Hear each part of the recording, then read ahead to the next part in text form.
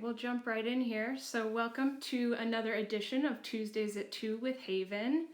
So today we're going to talk through 5 of the most common staging mistakes that we see, and then some easy solutions on how to fix them.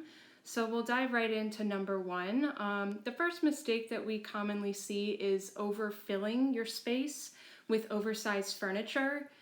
This is probably the biggest mistake we see in DIY staging, using furniture that's too large for the space or just sort of the wrong scale. The common misconception is that cramming more and bigger spaces or pieces into a room shows that the room is bigger, but it's actually the reverse.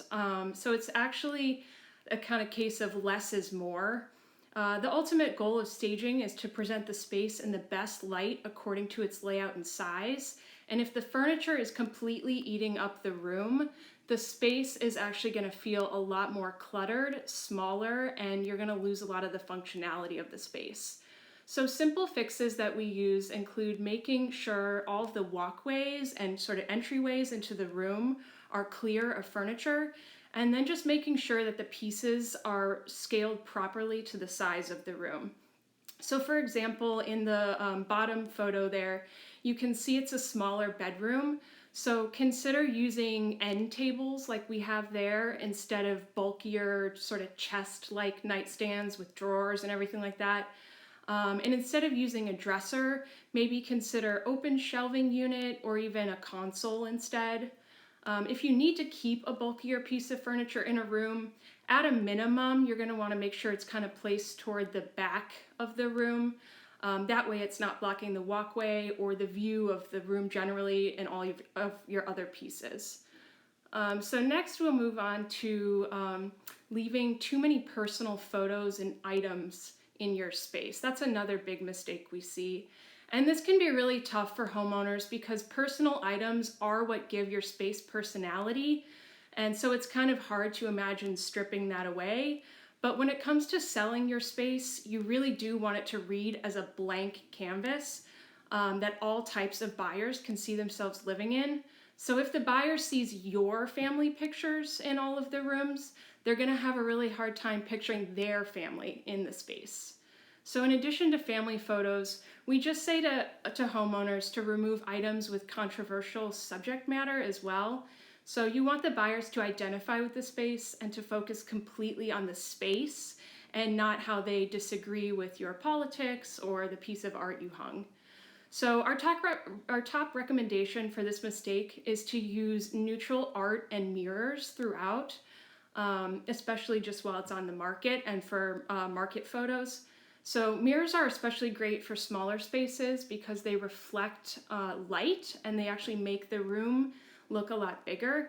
And then neutral art doesn't have to mean beige and sort of boring. Definitely feel free to incorporate color to tie in any pillows and accessories, but just remember to keep the patterns and subject matter pretty neutral. And so third, we have strong or specific odors. So the first thing that potential buyers do notice when they walk in the door is the way the home smells. So homeowners might get accustomed to the pet smell, but to a lot of buyers, it's an unwanted smell that will actually distract them from looking at the overall space properly. So first impressions are really key in that respect, and you want the space to smell as inviting and neutral as possible. And sometimes just as bad as the initial bad smell is the overly strong scented candles or air fresheners that attempt to mask the smell. So instead, we recommend airing out the space by opening windows if possible and using light and clean scents only. So essential oil diffusers can be really nice for that. Just run one a few hours before an open house. And be sure to stick with relaxing and simple scents like rose, lavender, bergamot, and avoid any polarizing scents like patchouli or sandalwood. And additionally, we recommend you store or remove any really strong smelling foods from the kitchen or any really strong smelling toiletries from the bath even. And finally, you can use baking soda to neutralize particularly bad smells in those sort of tricky kitchen and bathroom spaces. So trash cans, sinks, toilets, baking soda can definitely help to eliminate some of those sort of really stuck in there odors. So fourth, we're going to have too much clutter. So too much clutter is definitely distracting to the buyer and can make a space feel a lot smaller than it really is. You don't want buyers to spend their time looking at your sort of fridge full of magnets or your sports memorabilia collection. You really want them to focus on the space as a whole.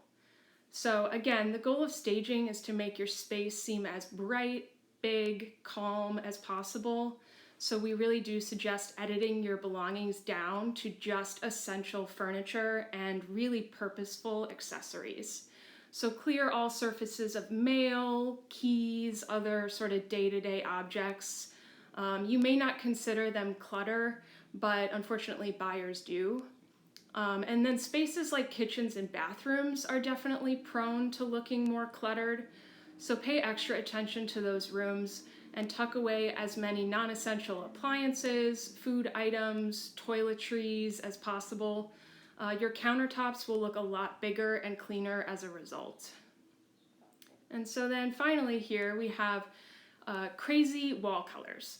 So really bold or crazy paint can be distracting and polarizing to potential buyers. So while some people may be able to see past your orange wall and picture it white, unfortunately a lot of buyers will only think about how the orange is going to clash with their existing furniture. And I know that sometimes homeowners argue that it's not worth it to repaint before you go on the market because chances are the buyer might just repaint a different color themselves once they move in. But buyers may also walk away from the listing completely if they can't envision the space with a neutral wall, and they will likely focus on the additional time and money commitment of repainting the whole space. So you really want them to walk away thinking about how great the space is and not fixated on paint color as an obstacle. So same thing kind of goes with really specific or bold wallpaper. We definitely love a good statement wall, but for staging, unfortunately, you do just want to stick as neutral as possible and sort of leave the bold paint and bold wallpapers for your next home. So we do recommend that you invest in a fresh coat of neutral paint before listing your home. We generally recommend white, light gray, or beige. Consider your furniture and decor and choose a shade that kind of complements that look. Just kind of keep it nice and light and neutral. And then bring in a pop of color with your accessories, your pillows, your art. Just because you have a neutral wall doesn't mean your space has to feel really neutral, beige, and boring. Plus, really light white walls definitely reflect light the best. So this will again help to make the room feel as big as possible. So those are just some of our most common staging mistakes that we see.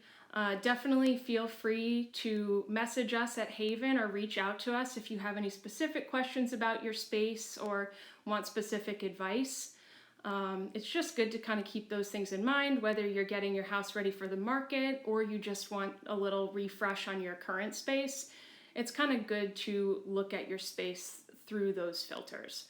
So thank you again for tuning in. Tune in next week here at the same time and have a great afternoon.